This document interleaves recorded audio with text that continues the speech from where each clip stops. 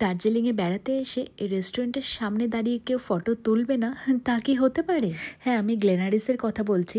যদিও বা আজ থেকে 10 বছর আগে একবার আমরা দার্জিলিংয়ে এসেছিলাম। সেই সময় আমরা সোশ্যাল মিডিয়ায় অত অ্যাক্টিভ না থাকায় জানতামই না যে দার্জিলিংয়ে বেড়াতে এসে এই গ্লেনারিসের সামনে একটা ফটো অন্তত তুলতেই হবে। যাই হোক, আগের বার যখন করিনি, এইবার এসে মিস করি কিভাবে। তো এই রেস্টুরেন্টের সামনে একটা দাঁড়িয়ে ফটো তুলে ভাবলাম এখানেই তাহলে ডিনারটা সেরে নেওয়া যাক। তো ঢুকে নেই, জানালার কোনায় রাখা এরকম একটা টেবিল চেয়ার দেখে আমরা বসে পড়ি। তো সেখান থেকেই পাহাড়ের ঠান্ডা ঠান্ডা হাওয়া খেতে খেতে আর পাহাড়ের রাতের ভিউটা এনজয় করতে করতে মেনু কার্ড দেখে আমরা ঝটপট করে কিছু খাওয়ার অর্ডার দিয়েই ফেলি। আর চলছিল সেখানে লাইভ মিউজিক, যেটা শুনে আমার মেয়ে ভালোই মজা পেয়েছিল।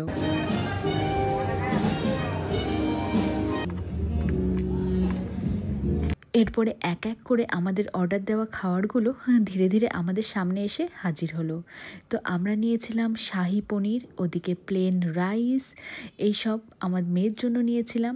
আর আমাদের জন্য একটু আলাদা করে নিয়েছিলাম ঝাল ঝাল ক্রিসপি চিকেন, আর এদিকে নান। আর এই পাশে করেছিলাম গ্রিন স্যালাড। কিট্টুর শসা এবং টমেটো খুব প্রিয়, সেজন্যই আরও করা। আর কিট্টুর জন্য আরও স্পেশালি আমরা বয়েলড এগও অর্ডার করেছিলাম। তো প্রথমে কিট্টুকে খাইয়েছিলাম ডিম, আর খেয়েছিল একটু সাদা ভাত আর পনির।